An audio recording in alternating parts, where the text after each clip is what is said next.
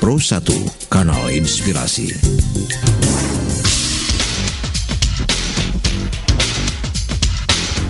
Realita, ajang dialog interaktif yang mengupas persoalan di sekitar kita.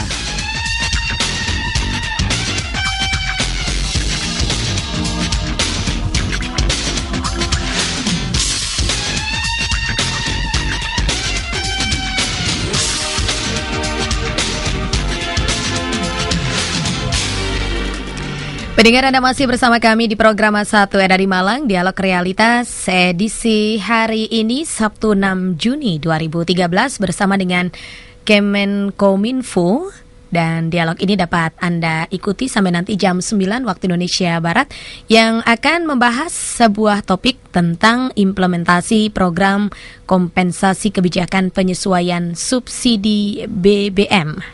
Kita akan simak bersama dan dialog pagi ini akan dipandu oleh rekan Happy Budi. Happy, silakan. Baik, terima kasih Mira. Selamat pagi saudara.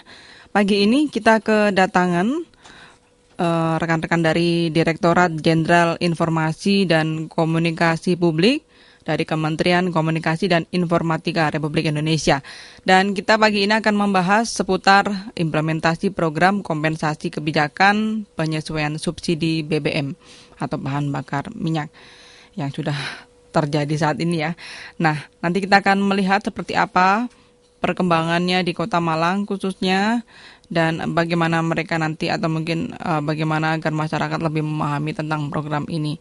Kebijakan pemerintah untuk menyehatkan perekonomian dengan mengurangi subsidi bahan bakar minyak atau BBM berpotensi menurunkan tingkat kesejahteraan masyarakat, utamanya rumah tangga miskin dan rentan. Untuk itu pemerintah mempersiapkan langkah-langkah antisipatif guna mempertahankan tingkat kesejahteraan masyarakat, khususnya masyarakat berpenghasilan rendah, dengan menyiapkan program percepatan dan perluasan perlindungan sosial atau yang disingkat dengan P4S, dan program kompensasi khusus yang menyasar rumah tangga miskin dan rentan. Besarnya bantuan serta waktu penyalurannya sangat berpengaruh terhadap efektivitas program dalam menjaga tingkat kesejahteraan rumah tangga miskin dan rentan. Sejalan dengan pelaksanaan kebijakan penyesuaian harga BBM bersubsidi, pemerintah telah mempersiapkan kompensasi bagi masyarakat yang harus menanggung beban inflasi dan kenaikan harga. Pemerintah meringankan beban masyarakat kecil melalui dua kelompok program kompensasi. Yang pertama adalah tambahan dana bantuan dan perluasan cakupan untuk program-program perlindungan sosial yang selama ini sudah berjalan, seperti program beras untuk rakyat miskin atau RASKIN, bantuan siswa miskin atau BSM, dan program keluarga harapan. Dan kedua adalah program baru berupa pembagian dana bantuan langsung sementara masyarakat atau BLSM, atau mungkin juga ada yang memelesetkan menjadi balsem gitu ya. Dan pembangunan infrastruktur dasar berupa proyek padat karya dan perbaikan pemenuhan kebutuhan air minum di desa-desa rawan air.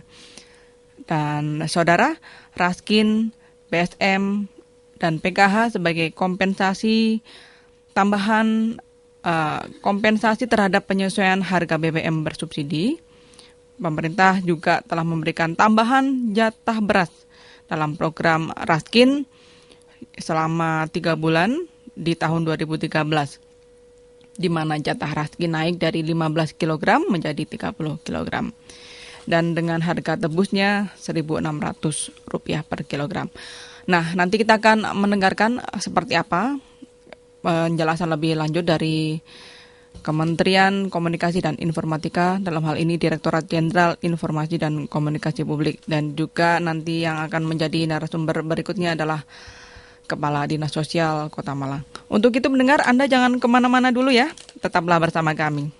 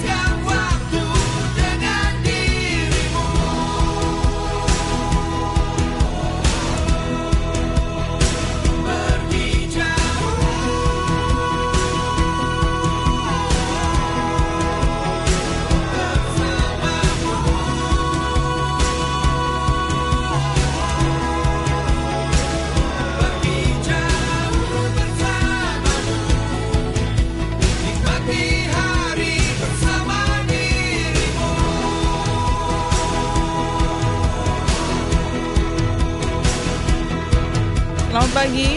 Selamat pagi bagi Anda yang baru saja menyatu bersama kami. Mudah-mudahan Anda tetap bisa menikmati hari bersama kami ya pagi ini. Baik, kembali kepada dialog interaktif realitas pagi ini. Kita akan berbincang mengenai implementasi program kompensasi kebijakan penyesuaian subsidi bahan bakar minyak atau BBM. Bersama dengan Bapak Freddy Hatulung. Hanya apa ini ya, nanti kita tanyakan bersama. Beliau merupakan Dirjen Informasi dan Komunikasi Publik Kementerian Kominfo RI ya, Republik Indonesia. Selamat pagi Pak Freddy. Selamat pagi Mbak Happy, selamat pagi para pendengar RRI khususnya di daerah Kota Malang. Selamat pagi. Iya, Pak Freddy, kabar baik? Baik. Sehat-sehat, alhamdulillah. Sehat ya, alhamdulillah. Iya, selamat datang di Kota Malang, ini lagi dingin-dinginnya. Terima kasih, iya betul. Oke. Pengalaman baru. Oke, baik Pak Freddy, kalau boleh tahu hanya ini apa ya Pak Freddy? Haji, yang pasti bukan haji. Bukan haji ya, hajinya bukan. Di belakang, di tengah itu. Herman. Oh, Herman. Oke, Pak Freddy, terima kasih. Dan satu lagi ada narasumber berikutnya, Ibu Subaidah MM, Kepala Dinas Sosial Kota Malang. Selamat pagi, Bu. Selamat pagi, Mbak Esti. Iya, kabar baik Bu. Alhamdulillah, baik, sehat-sehat. Kita ketemu di bidang yang lain ya Bu ya. Iya, betul. Baik, pendengar, saya juga akan mengundang Anda untuk bergabung bersama kami di 0341495850 atau melalui SMS di 0815555600 untuk sama-sama membincangkan topik kita pagi ini, implementasi program kompensasi kebijakan penyesuaian subsidi BBM. Baik, langsung ke Pak Freddy. Pak Freddy, ini terkait dengan program ini ya, kompensasi kebijakan penyesuaian subsidi BBM yang sudah dijalankan. Nah, sejauh ini Pak, untuk implementasinya seperti apa? Tapi boleh juga Bapak nanti sampaikan terkait dengan program ini dulu. Ya, kalau bisa malah saya ingin lebih mundur ke belakang. Kenapa sih ada program kompensasi? Dan masyarakat juga berhak tahu. Jadi ini sebenarnya terkait dengan beberapa hal. Antara lain memang kondisi dunia yang secara ekonomi masih bergejolak. Nah, kalau kita lihat sebenarnya beberapa bagian di dunia, misalnya di Eropa sana, Yunani sebagai sebuah negara saja sudah terancam bangkrut gitu ya, karena nggak bisa lagi membayar hutangnya. Nah, kemudian kita melihat ke Indonesia. Nah, menarik Indonesia karena dari katakanlah 5 tahun terakhir ini Mbak Happy, hanya tahun 2009 kita agak terpuruk ya. Rata-rata pertumbuhan ekonomi kita antara 6 sampai 6,5%. Tapi tahun 2009 dengan kondisi ekonomi dunia yang berat pun kita masih berhasil untuk menjaga pertumbuhan kita mencapai 4,5%. Nah, ini relatif tinggi dibanding dengan daerah-daerah lain. Tetapi juga yang menarik adalah sekalipun kita bisa selamat keluar dari krisis dunia ini dengan mempertahankan tingkat pertumbuhan antara 6 sampai 6,5% ini, tapi kenyataannya kita juga mengalami defisit ya. Dua defisit yang kita alami, pertama defisit anggaran negara dan kedua defisit neraca perdagangan. Nah, apa sih defisit itu? Sederhana saja. Defisit itu ya, kalau neraca perdagangan itu maknanya adalah bahwa import kita ternyata lebih tinggi dari ekspor kita. Nah, kenapa bisa demikian? Nah, ini menarik. Mungkin salah satu dampaknya adalah karena tingginya pertumbuhan ekonomi kita, jadi muncul kelas menengah yang juga cukup kuat ya. Tetapi dan mempunyai sifat belanja, sifat konsumtif yang juga cukup tinggi, rajin belanja barang-barang impor, tapi kemudian kita kalah dengan kemampuan ekspor kita, sehingga akibatnya terjadi defisit neraca perdagangan. Lebih banyak kita mendapatkan barang dari luar daripada kita menjual keluar sebagai pemasukan negara. Nah, kemudian hal kedua yang tidak kalah pentingnya adalah mungkin ya, ini antara lain juga salah satu penyebab apa sih yang dibeli masyarakat. Salah satu kalau kita lihat yang meningkat itu, coba lihat kendaraan transportasi. Motor hampir di seluruh kota-kota besar meningkat tajam. Demikian juga dengan kendaraan roda 4. Nah, ini semua membutuhkan apa? Membutuhkan bensin, membutuhkan solar dan lain sebagainya. Akibatnya apa? Akibatnya untuk diketahui publik bahwa harga bensin dan harga solar kita adalah yang dijual melalui Pertamina itu adalah harga subsidi. Sebenarnya premium dan solar itu harga produksinya berkisar antara 9.000 sampai 10.000. Tapi karena disebut subsidi, dijualnya dengan harga 4.500 dulu kan, sebelum kenaikan. Artinya apa? Artinya terdapat subsidi yang nilainya antara 4.500 sampai dengan 5.000 per liter yang disubsidi oleh negara. Padahal Mbak Evi, kalau mau jujur, siapa sih yang paling banyak menggunakan bensin itu? Nah, setelah disurvei baik oleh Bank Dunia maupun oleh para ahli, katakan akademisi kita, itu kenali bahwa mayoritas penggunaan bensin maupun solar bersubsidi ini justru dimonopoli oleh kelas menengah atas. Nah, oleh karena itu, di lain pihak kita tadi mengatakan bahwa subsidi itu makin lama makin besar, biayanya juga makin besar, konsumsinya juga meningkat tajam, sehingga ada potensi bisa menjebol anggaran kita. Nah, dengan latar belakang seperti itu, pemerintah ingin untuk dua hal ya. Pertama, menutup defisit agar supaya jangan terlalu besar. Ini kalau didiamkan, kita khawatir defisit kita bisa meningkat tajam. Sekarang saja, sebelum harga kenaikan ya, itu jumlah anggaran untuk mensubsidi BBM kita saja sudah nilainya hampir 200 triliun. Rupiah. Nah, kalau ini didiamkan, ini bisa jebol mencapai hampir sekitar 250 triliun untuk tahun 2013 ini saja. Sehingga dengan latar belakang tersebut ada dua rencana. Yang pertama, mengecilkan defisit, terutama defisit anggaran, dengan mengalihkan sebagian subsidi BBM ini untuk penggunaan hal-hal yang lain, dan kedua tentu dengan menaikkan harga BBM ini maka defisitnya diharapkan sedikit bisa turun.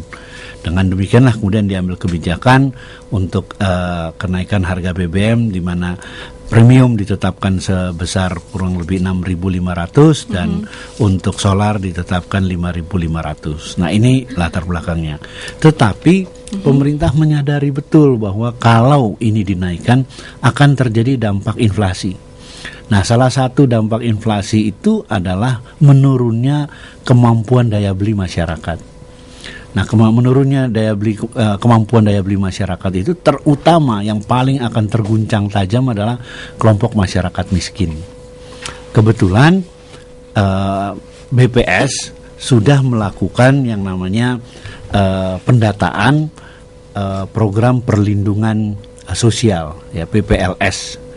Nah, di dalam basis data terpadu itu pemerintah sudah mempunyai data sampai dengan 40% dari seluruh penduduk Indonesia ya, yang masuk kategori miskin atau menengah katakanlah ya. Jadi ada 3 kategori: yang sangat miskin, yang miskin, dan yang hampir miskin. Ini semua sudah terdata dan kita mempunyai database itu sampai sekitar 40%. Dari 40% jumlah penduduk orang miskin itu, pemerintah menetapkan 25% diantaranya masuk kategori yang akan berhak mendapatkan kompensasi. Nah, kalau ini saya uraikan jumlah ini ya, pertama kan tadi saya katakan sudah didapatkan data orang yang paling miskin. Kalau orang paling miskin jumlahnya berdasarkan PPLS 2011 yang lalu itu jumlahnya adalah 11,66%, atau sama dengan 5,7 juta rumah tangga, atau itu sama dengan 28,6 juta jiwa. Inilah masuk kategori yang paling miskin. Tapi dengan kebijakan kenaikan harga ini dengan dampak inflasinya, ada kemungkinan mereka yang baru saja naik kelas dari tadinya miskin atau sangat miskin naik ke hampir miskin. Kalau ini kebijaksanaan ini dikeluarkan, mereka akan terguncang, bisa turun kelas lagi, menjadi miskin lagi. Oleh karena itu, pemerintah menetapkan mereka yang hampir miskin pun masuk kategori yang berhak mendapatkan kompensasi. Berapa jumlahnya? Jumlahnya adalah 15,5 juta rumah tangga, atau kurang lebih itu 65,6 juta jiwa. Mereka lah yang kemudian berhak mendapatkan atau masuk dalam kategori mereka yang berhak mendapatkan program kompensasi itu. Ini kira-kira backgroundnya menyangkut masalah kompensasi. Mungkin pertanyaan selanjutnya Mbak Happy adalah, lantas program kompensasinya apa sih? Iya. Dan gitu pasti ditanya apa aja sih? Baik. Nah, baik, tapi nanti dulu Pak, sebelum nanti saya tanya lagi ke Bapak, karena ada pendengar yang sudah bergabung pagi ini. Cepat sekali. Baik, dari Pak Daman Huri di Blimbing. Selamat pagi Pak Daman. Selamat pagi. Ya, selamat pagi. Narasumber dari informasi dan apa ini? Komunikasi. Kominfo. Dulu ini bekasnya Depen ya, Departemen Penerangannya Pemerintah. Agak berbeda. Begini, Pak ya. Ini saya yang merasakan di lapangan Bapak ya. Yang di kriteria orang miskin itu gimana? Kan kita masih rancu ya. Berapa sih penghasilan per kapita kita itu yang dikatakan miskin itu apa? Apa orang yang betul-betul tidak punya kerjaan? Misalnya kerjaannya apa? Rok-rok kasum lah istilahnya. 1 hari kerja, 2 hari kerja, 3 hari kerja kan gitu. Itu yang dikatakan kriteria. Kemudian penghasilannya Bapak. Ini yang masih bingung ini masyarakat penghasilannya gimana. Rata-rata beras miskin itu kan teorinya 15 kilo Bapak ya per tangga dasar. Tapi itu nanti dibagi lagi oleh kelompok-kelompok membagi di tingkat kelurahan Bapak. Ya toh? Kemudian tidak mungkin 15 kilo yang diterima 4 kilo setengah, 5 kilo. Kemudian orang miskin juga aneh, kadang makan beras miskin tidak mau. Saya rasanya punel mungkin kalau dimakan itu nggak bisa kenyang. Itu realita Bapak, saya yang merasakan sendiri. Bahkan orang miskin ada yang dijual Bapak. Karena emang berasnya nggak enak atau gimana Pak? Bukan nggak enak. Atau nggak bagus kualitasnya? Mungkin kualitasnya bagi-bagi mereka Bapak ya, Ibu Mbak Evi ya. Bagi mereka kurang baik, mungkin ganti yang lebih enak kan gitu. Kalau saya yang merasakan ya enak aja Wong. Yang ada itu kan ya saya rasakan itu aja gitu. Kebanyakan orang miskin itu, orang yang tidak mampu itu dijual Mbak. Oke, baik. Jual kembali, kemudian seperti ada harganya 1.500 yang dari itu, tapi dijual sampai 20 per 5 kilo. Itu saya rasakan sendiri, saya tahu sendiri di lapangan. Kemudian BLSM Bapak, itu tidak tepat sasaran Bapak. Bahkan tuh orang yang punya kontrakan, kemudian yang punya usaha di rumahnya, tegelnya keramik, itu dapat Bapak. Ini di Kota Malang, ini untung ya mungkin ini tadi yang dikatakan Mbak itu mungkin ada dinas sosial ya. Ada dinas, ya. Tapi tidak mau datang mungkin ya. Ini sudah datang Pak? Iya, mungkin bisa disampaikan. Atau gini Mbak itu ya. Kriteria di Malang itu bagaimana kita mencari KPS untuk mengubah data yang di pusat gitu. Oke, baik. Dan tidak melalui kelurahan. Kelurahan itu dilempar juga masyarakat. Lalu yang kontrak-kontrak itu kan kasihan juga pekerja bawah gitu. Saya kira itu aja Mbak Evi. Baik. Waalaikumsalam warahmatullahi wabarakatuh. Terima kasih Pak Dahman. Banyak yang disampaikan ya, karena ini adalah kesempatan kita langsung berbincang dengan orang pusat ini Pak. Baik, silakan Pak Freddy, nanti disambung oleh Ibu.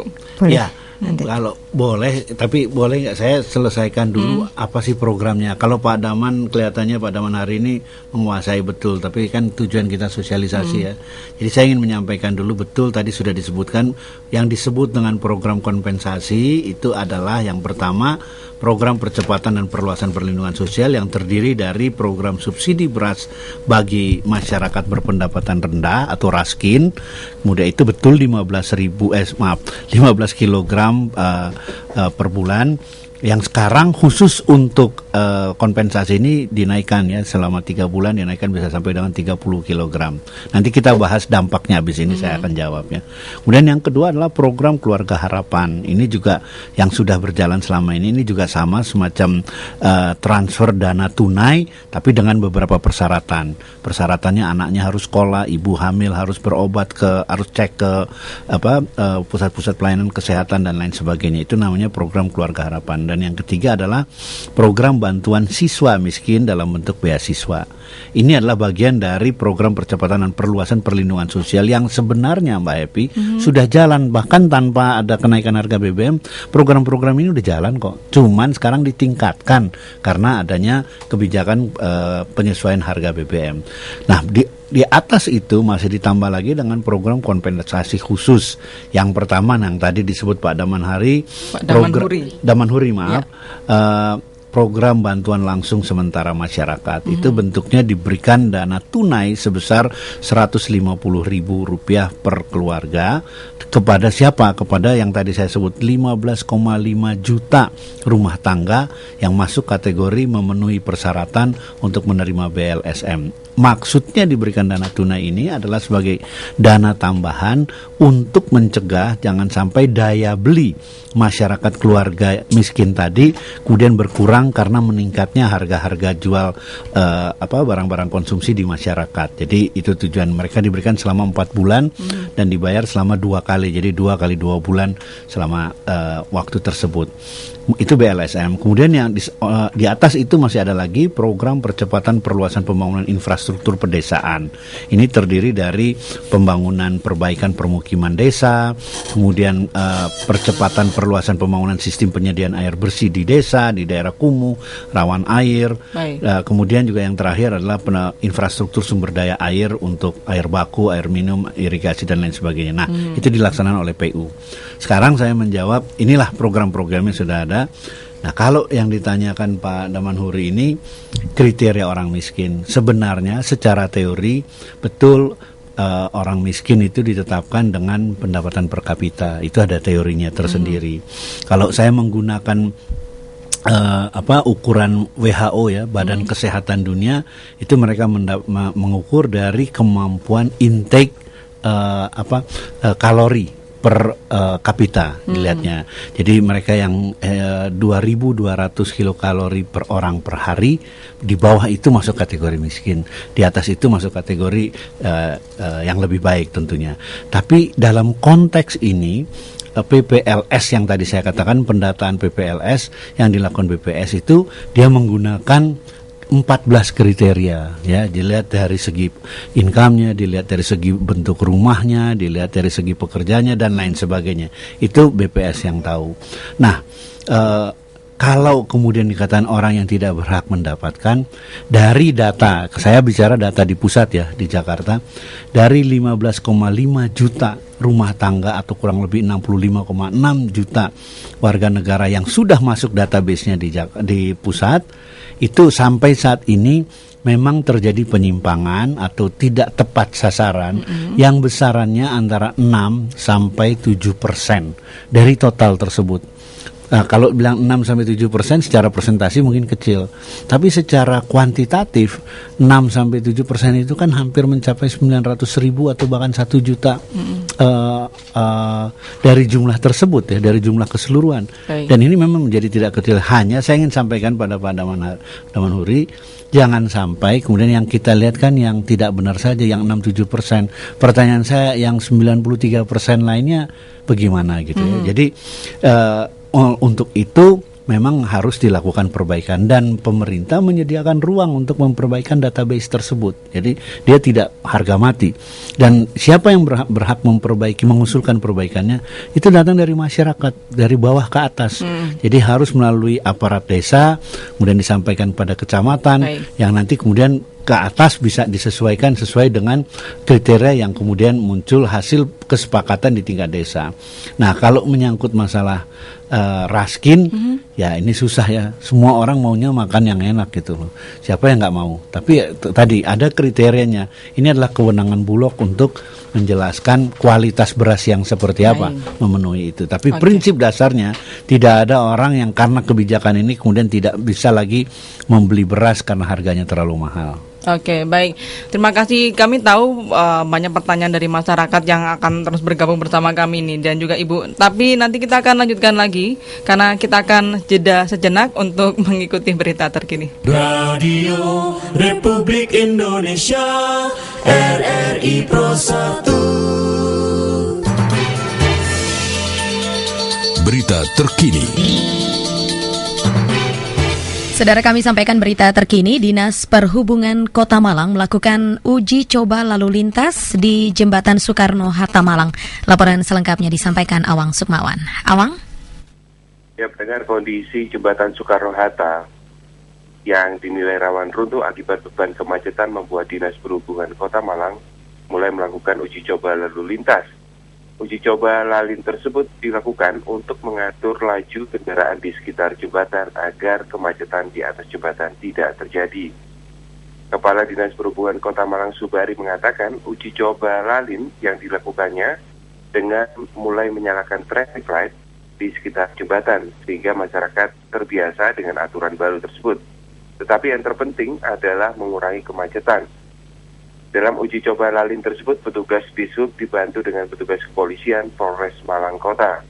Pihaknya berharap uji coba tersebut bisa berhasil, namun sistem dalam traffic light juga masih perlu diperbaiki, dan hasil uji coba akan dibahas dalam rapat evaluasi. Selama uji coba lalin berlangsung, pintu masuk maupun pintu keluar Universitas Brawijaya ditutup total. Pasalnya, salah satu penyebab kemacetan di atas jembatan Soekarno-Hatta diduga adalah kendaraan yang keluar masuk di depan pintu masuk kampus Brawijaya yang posisinya tepat di depan jembatan. Sebelumnya, berdasarkan hasil uji forensik yang dilakukan Universitas Brawijaya Malang, menyatakan bahwa jembatan Soekarno-Hatta yang berada pada jalur provinsi tersebut sudah tidak layak untuk dilewati. Selain karena usianya yang sudah mencapai 25 tahun, jembatan tersebut juga dianggap sudah tidak akan mampu menahan beban kemacetan kendaraan, sehingga akibatnya rawan runtuh. Demikian laporan saya, Awang, kembali ke studio.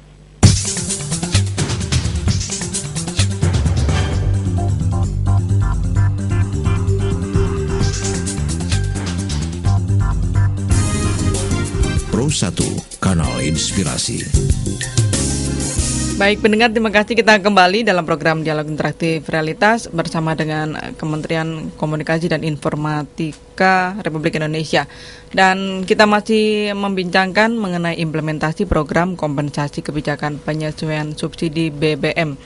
Selama ini mungkin Anda ingin menyampaikan ya bagaimana kemudian fakta di lapangan yang terjadi. Kalau tadi Pak Freddy bilang ada banyak program yang sudah diluncurkan dari pemerintah. Nah, sekarang di lapangan seperti apa?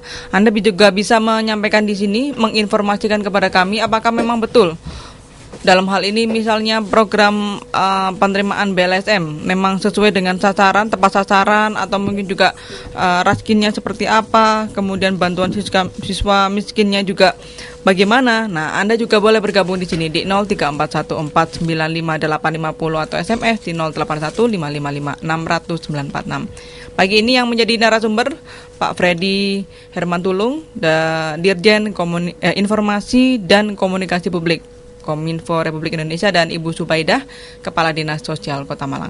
Baik, tadi dari Pak Damanhuri ada yang disampaikan kepada Ibu, silakan Ibu. Terima kasih, selamat pagi Pak Damanhuri. Perlu kami sampaikan untuk Kota Malang yang mendapatkan BLSM ini adalah ada 16.990 warga, dan juga ada yang masih antar ulang karena mereka pada saat dari kantor pos mengantarkan kartu itu tidak ada di rumah atau tutup, itu ada kurang lebih 100. Sedangkan yang gagal antar ini adalah mereka yang pada saat diantar ternyata mereka sudah ada yang sudah meninggal, ada yang pindah rumah, ataupun ada yang sudah pindah tempat tinggal juga. Ini ada 1041. Iya, sampai saat ini. Jadi kurang lebih 1141 ini yang belum tersampaikan, dalam artian belum tersampaikan karena orangnya memang tidak ada di tempat atau rumahnya sudah pindah. Itu yang perlu kami sampaikan kepada masyarakat. Bagi masyarakat yang belum mendapatkan kartu perlindungan sosial atau BLSM ini tadi, bisa menyampaikan kepada tim melalui Pak RT ataupun RW-nya. Jadi di sini sudah kami bentuk tim dari tingkat kelurahan, kecamatan, dan juga tingkat kota. Dari bawah, dari RT melaporkan ke RW, RW ke kelurahan, dan kelurahan menyampaikan ke kecamatan, kecamatan nanti menyampaikan ke dinas sosial, dan kami dari dinas sosial akan menindaklanjuti dan sekaligus akan mendapatkan juga dari kantor pos kartu perlindungan tersebut karena sudah ada perubahan. Jadi bisa nanti akan mendapatkan kalau data-data tersebut sudah masuk kepada kami dan kita verifikasi sudah betul keberadaan mereka yang belum mendapatkan.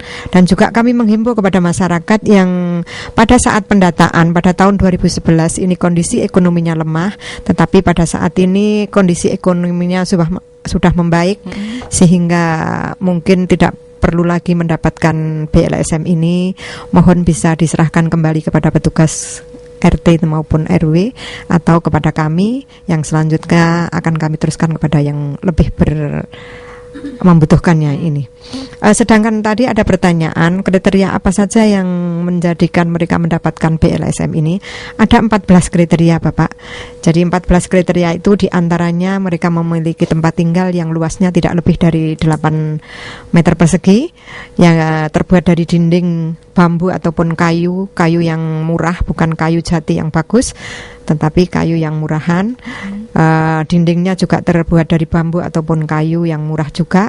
Sumber airnya adalah sumber air alami atau mata air, sumur, jelasnya. Bahan bakar untuk memasaknya ya karena kita sudah ada pembagian ini, dan juga mungkin dari kayu juga. Lantas untuk keluarga tersebut makannya untuk keseharian ini mengalami kesulitan. Bisa saja hanya makannya 1 atau 2 kali sehari. Bahkan untuk makan daging mungkin hanya 1 kali 1 minggu. Nunggu hari raya. Iya, mungkin hari ini Idul Kurban. Penghasilannya tidak lebih dari 600 dan pendidikannya rata-rata SD. Bisa membeli baju baru itu hanya kalau lebaran mungkin, dan tidak bisa berobat ke rumah sakit, dan juga untuk tidak memiliki tabungan ataupun harta benda yang sifatnya mahal bisa dijual sewaktu-waktu dengan nilai di atas Rp500.000. Ini jadi 14 kriteria.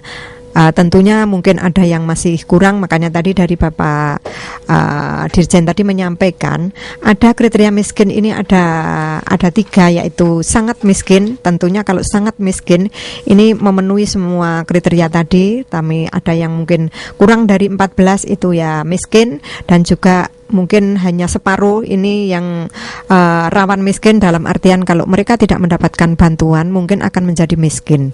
Itu. Baik. Kira-kira itu. Ya. Baik, saya undang lagi pendengar untuk bergabung, silakan di 0341495850 atau SMS di 0815555600 Topik kita pagi ini menarik sekali, implementasi program kompensasi kebijakan penyesuaian subsidi BBM. Mungkin yang selama ini ingin menanyakan langsung kepada pemerintah, kenapa sih mengeluarkan program ini, dan ketika program ini sudah dikeluarkan, Anda melihat ketidaksesuaian dalam hal implementasinya, boleh bergabung di sini di 0341495850 atau SMS di 0815555600 Baik, Pak Freddy, ini terkait dengan kebijakan ini. Untuk waktunya itu, kenapa sih kok mau lebaran atau mau puasa begitu? Jadi kenapa nggak dari kemarin-kemarin? Oke lah kalau memang harus naik begitu. Kenapa sih nggak harus kemarin-kemarin begitu? Pemikiran untuk penyesuaian harga BBM sebenarnya sudah muncul dari tahun lalu. Malah mungkin gagasan awalnya 2 tahun lalu ya. Tetapi untuk diketahui Mbak Epi bahwa untuk menaikkan harga sebenarnya itu kewenangan pemerintah. Tetapi karena ini ada program kompensasinya, maka pemerintah harus melakukan revisi terhadap APBN. Nah, revisi terhadap anggaran pendapatan dan belanja negara itu harus dengan persetujuan DPR. Dan pemerintah baru berhasil mendapatkan persetujuan DPR itu pada akhir bulan Juni. Oke, baik. Jadi sekali lagi bukan soal kenaikan harganya, tapi soal program kompensasinya. Karena ini adalah satu program baru yang dulu belum dimasukkan ke dalam APBN berjalan, maka dimintakan dulu izin dari DPR. Dan tadi. Baik, Bapak, kita ke warga kita, Bu Darmo di Maguan Ngajum, Kabupaten Malang. Selamat pagi, Ibu. Assalamualaikum. Waalaikumsalam. Silakan, Ibu. Assalamualaikum Bapak narasumber. Waalaikumsalam Ibu. Begini Pak, itu tadi membicarakan masalah miskin ya Pak ya. Iya.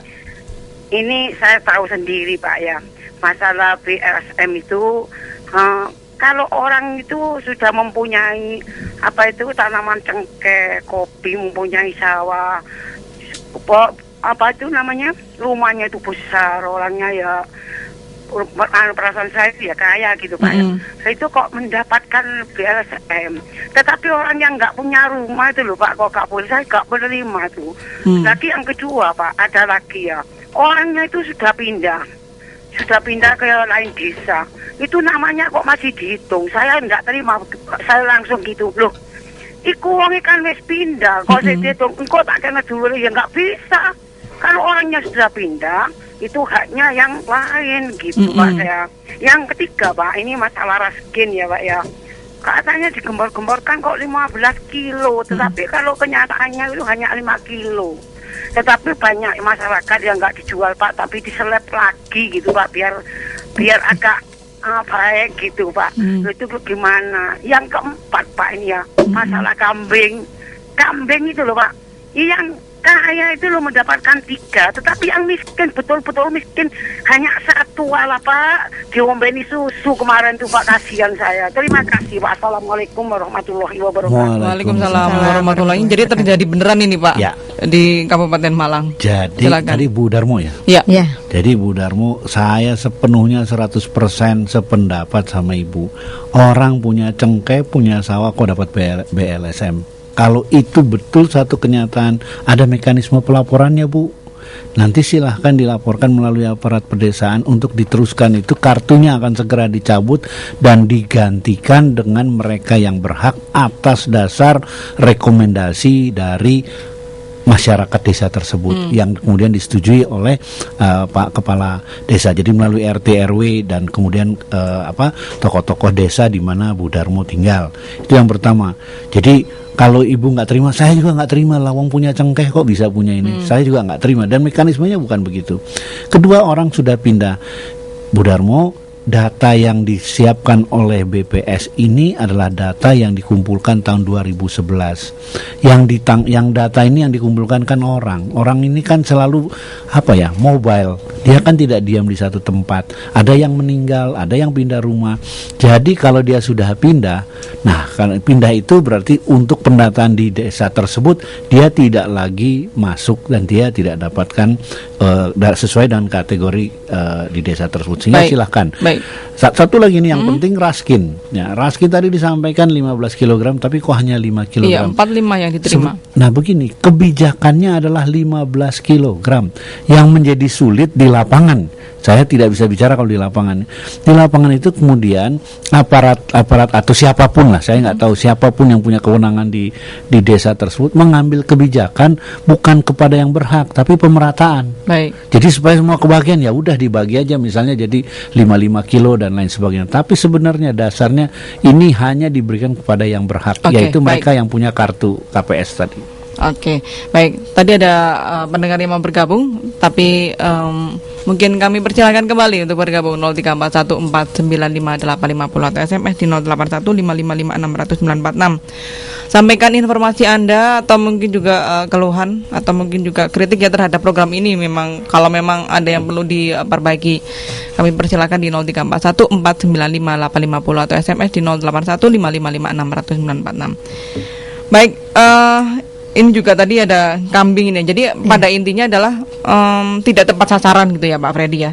Nah, mungkin kalau di Kota Malang ini Bu, sebenarnya untuk pengawasan ini seperti apa sih Bu? Ketika seseorang atau sebuah keluarga harus mendapatkan 15 kg tapi cuma dapat 4 atau 5 kilo begitu.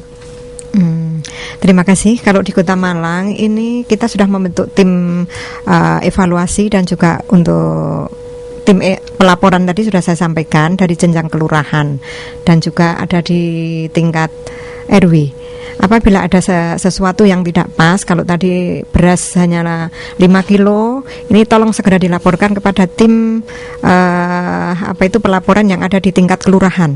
Nanti akan disampaikan ke atas dan kami akan melihat langsung bagaimana penyampaiannya, apa betul 5 kilo atau siapa yang nakal sebenarnya. Kalau yang benar adalah 15 kilo dengan harga Rp24.000. Kalau kambing, yaitu kambing itu kalau dapat 2 pasang, 2 ekor, 1 laki-laki atau jantan dan juga betina. Mohon maaf kalau laki-laki. Ya, itu. Sedangkan mekanismenya ya tadi sudah kalau BLSM ini melalui kantor pos. Pada saat ini Kota Malang sudah disampaikan keseluruhan. Tadi sudah saya sampaikan melalui pos besar untuk wilayah Kecamatan Klojen, sedangkan wilayah Blimbing, Kedung Kandang dan juga Sukun maupun Lowokwaru ini tahap awal kemarin 2 penyampaian itu untuk bulan Mei Juni ini jemput bola. Jadi kantor pos membuka pelayanan di dekat masyarakat, yaitu di tempat kelurahan-kelurahan maupun ada yang di sekolahan pinjam ruangan untuk menyampaikan BLSM tersebut. Sedangkan untuk bulan depan akan bisa mengambil di kantor pos terdekat. Jadi setiap kecamatan kan ada kantor pos. itu bisa mengambil di kantor pos terdekat. Dan sejauh ini apakah sudah ada laporan atau masukan dari masyarakat ini Bu yang mengembalikan program ini PLSM? Kalau yang mengembalikan belum ada, tetapi yang melaporkan belum dapat sudah kami tampung, sudah kami himpun, akan segera kita tindak lanjuti. Tetapi juga ada masyarakat, saya terima kasih kepada masyarakat yang sudah ekonominya membaik, mereka membawa tetangganya yang belum mendapat, jadi mengambil ke kantor pos. Seketika itu juga uang yang telah diambil dengan kartunya diberikan uangnya kepada mereka yang berhak. Nah ini juga bagus, tetapi lebih bagus lagi kalau kartu tersebut dikembalikan, sehingga kami akan merubah nama kartu tersebut menjadi kartu yang lebih berhak lagi, karena kartu itu akan bisa dipakai bukan hanya untuk mengambil BLSM tersebut, tapi bisa kalau mempunyai putra yang masih sekolah, ini disampaikan kepada kepala sekolahnya, nanti akan mendapatkan penggratisan biaya pendidikan di sekolah tersebut. Atau bisa dibawa ke puskesmas apabila sakit, bisa berobat dengan cara gratis. Baik, kita ke pendengar dulu. Ada Pak Kuspandi di Kedaung. Selamat pagi Pak Kuspandi. Assalamualaikum warahmatullahi wabarakatuh. Waalaikumsalam warahmatullahi wabarakatuh. Sumber yang saya hormati ya. Yang pertama, saya agak mau masuk ke dalam teknis bagaimana orang itu miskin atau kekurangan dan lain sebagainya. Cuman saya fokus pada Kominfo. Mohon ini ya perlu dipertimbangkan, karena sekarang ini kan Pak Surah era digitalisasi Pak. Bagaimana itu data kok seperti itu kan runyam sekali kita itu, ya kan? Berapa banyak dana yang digelontorkan ke Kominfo, hasilnya seperti ini gitu. Masa data tahun 2008-29 masih dipakai lagi, itu kan nyonyor sekali Pak. Perubahannya udah cepat sekali. Termasuk ini ya. Saya melihat karena apa? Ya lemahnya SDM kita Pak itu. Ternyata orang-orang yang menjadi penyelenggara negara itu memang orang yang tidak kredibel ya. Sehingga kondisi Indonesia semakin terpuruk. Siapa bilang orang Indonesia lebih baik? Data yang sebenarnya itu sebetulnya kemiskinan kita itu kemiskinan ekstrim. Bapak mungkin baca di web mengenai The Fund for Peace. Indonesia itu termasuk negara hampir gagal di bawah negara-negara Afrika Pak. Tolong ini dengarkan juga ya. Karena di bawah Gambia itu negara kayak apa gitu loh. Padahal kita itu punya sumber daya begitu hebat gitu kan. Ini kan aneh sekali. Yang tidak masuk akal lagi itu Indonesia itu termasuk negara G20. G20 rasanya di bawah negara Afrika itu, wah, suatu kebohongan besar Pak, itu. Saya cuma ingin mengatakan ini aja, bahwa selama ini, ya, informasi kita ini memang tidak cukup kredibel Pak. Saya kira perlu direformasi total itu, atau ditransformasi ya, semua jajaran Kemenfo itu. Kalau semua hanya mendasarkan pada BPS punya kepentingan politik. Hitungannya banyak yang salah. Saya rasa begitu. Terima kasih. Baik, Pak Kuspandi, terima kasih dari Kedaung, Kota Malang. Silakan Pak. Terima kasih Pak Kuspandi untuk masukannya, saya apresiasi pemikirannya. Tapi saya koreksi sedikit bahwa data yang digunakan saat ini bukan data tahun 2008-2009. Itu tidak betul. Data yang digunakan oleh BPS adalah 2011. Dan seluruh sistem teknologi informasinya dikuasai oleh BPS, bukan oleh Kementerian Komunikasi dan Informatika, karena bukan kewenangan kami untuk melakukan penjajakan atau sensus penduduk. Jadi ini sepenuhnya ditangani oleh BPS. Kalau Bapak menuding BPS punya kepentingan atau punya agenda tersendiri, wallahualam, saya tidak bisa berkomentar. Tapi apabila Bapak mempunyai bukti bahwa itu betul terjadi, saya kira ada mekanisme pelaporannya. Kemudian yang kedua, lemahnya SDM. Betul Pak, apalagi di bidang teknologi informasi. Memang ini merupakan suatu hal yang relatif baru. Oleh karena itu masih memerlukan perbaikan-perbaikan dari segi SDM. Kemudian yang ketiga, kemiskinan ekstrim. Ya, negara hampir gagal. Kalau itu pendapat Bapak saya hormati.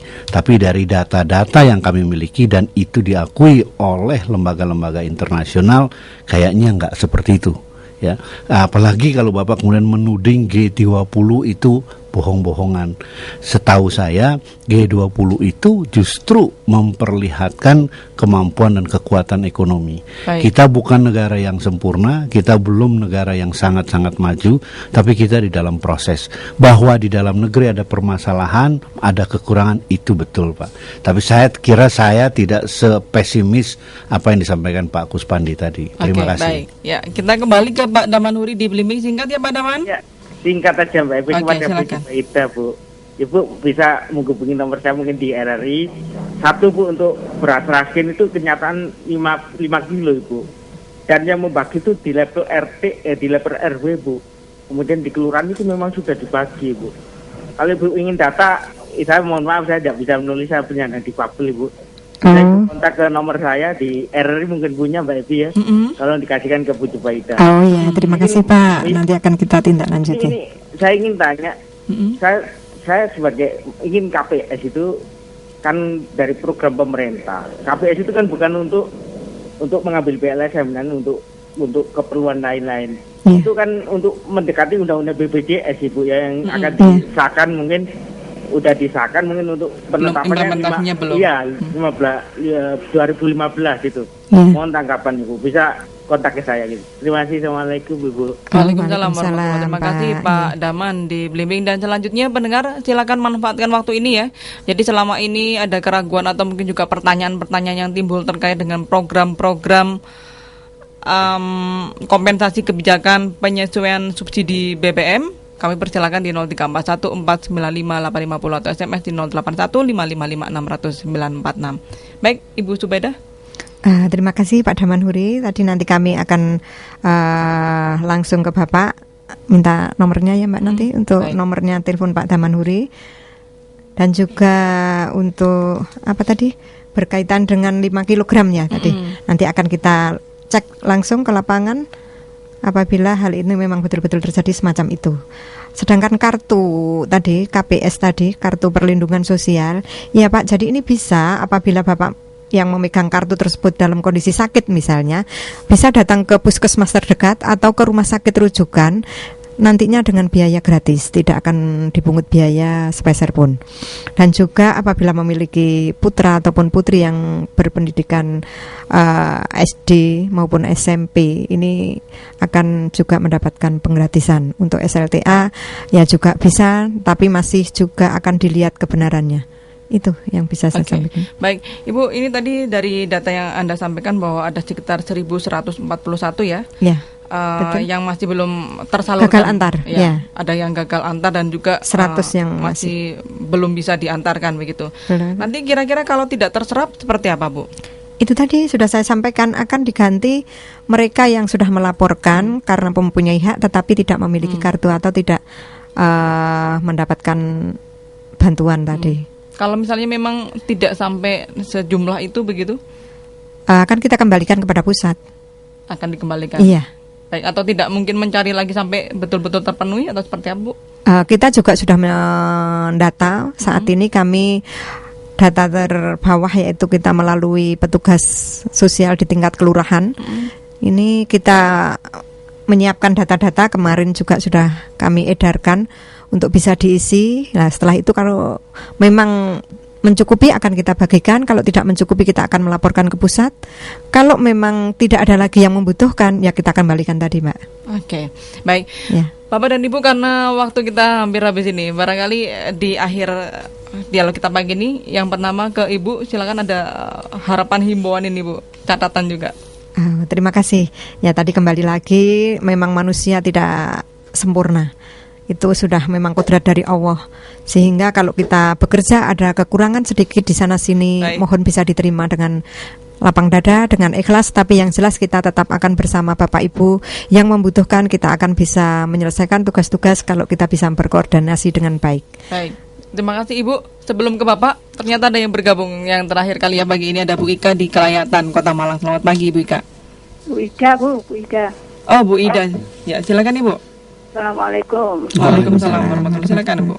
Mau tanya itu Bu, mengenai beras yang 15 kilo itu kan di tempat saya itu kan dikasihkan 5 kilo. Tapi itu sepakatan ibu-ibu PKK. Bagaimana kalau diratakan ya yang itu dikasih 5 kiloan gitu, itu bagaimana? Itu dibagikan ke yang mampu juga atau gimana, Bu? Ya yang mampu nggak mau, ya yang sedang-sedang di bawah ekonomi lemah ya. Ya. Yang kedua Bu, masalah itu apa? Itu KPS itu Bu, kartu itu barusan dibagikan di kantor pos itu loh Bu. PLSM? Ya. Sama ya. Itu ya enggak saya ya sedang-sedang gitu loh Bu ya. Itu mendapatkan, terus tetap diambil sama orang itu, tapi langsung dibagikan ke yang berhak menerima. Itu gimana? Oh gitu, jadi tetap atas namanya beliau tapi kemudian diberikan kepada yang berhak gitu ya Bu? Ya, itu bagaimana? Itu aja Bu, makasih. Oke, baik, terima kasih. Baik, karena Bu Ida masuknya di detik-detik terakhir ya, mungkin kembali lagi ke Bu Subaidah, nanti terakhir ke Bapak. Silakan Bu, singkat saja. Tadi sudah kami sampaikan Ibu. Jadi Wida, untuk yang terakhir tadi, mereka yang sudah memiliki kartu tetapi diberikan dengan uang tunai itu juga bagus. Tapi lebih bagus akan dikembalikan kartunya biar nanti pas bisa untuk berobat juga ke puskesmas, dan juga apabila memiliki putra bisa ini. Jadi tolong dikembalikan saja biar nanti kita ganti ke orang yang lebih mementingkan atau memerlukan. Betul kan. Nggih. Sedangkan untuk beras yang 5 kilo akan kita cek. Namun itu karena sudah kesepakatan, ya kembali lagi. Namanya kesepakatan, harusnya kalau sudah sepakat ya harus kita bisa nerima. Namun kalau hal ini dirasa mungkin tidak berani menyampaikan, coba nanti akan kita tindak lanjuti. Terima kasih informasinya Bu Ida dari Kelayatan. Baik. Silakan Pak Freddy. Ya, jadi program kompensasi adalah program pengaman jaring sosial yang intinya dimaksudkan untuk mencegah jangan sampai saudara-saudara kita yang kebetulan dalam hal ini masuk kategori keluarga miskin, sangat miskin atau hampir miskin menjadi terpuruk karena kebijakan ini. Oleh karena itu tentu kami ingin menghimbau, berikanlah hak daripada orang-orang ini bagi mereka yang kebetulan memperoleh karena ada kesalahan data tetapi sebenarnya tidak berhak. Kami tentu menghimbau kedewasaan dan keikhlasannya untuk dapat memberikan kepada mereka yang berhak, sehingga dengan demikian mari kita bersama menyongsong masa depan yang jauh lebih baik. Terima kasih. Oke, baik. Terima kasih Pak Freddy, sukses selalu dan selamat jalan Pak Freddy. Terima kasih. Baik, dan juga kepada Ibu, terima kasih sudah bergabung Bu Subaidah. Dan juga kepada seluruh pendengar dimanapun Anda berada, terima kasih pula atas perhatian Anda. Mudah-mudahan dialog kita pagi ini berguna dan tentunya yang penting adalah pengawasan kita bersama terhadap program ini. Saya Hebi Budi, pamit undur diri. Selamat pagi, sampai jumpa. Sekian realita hari ini.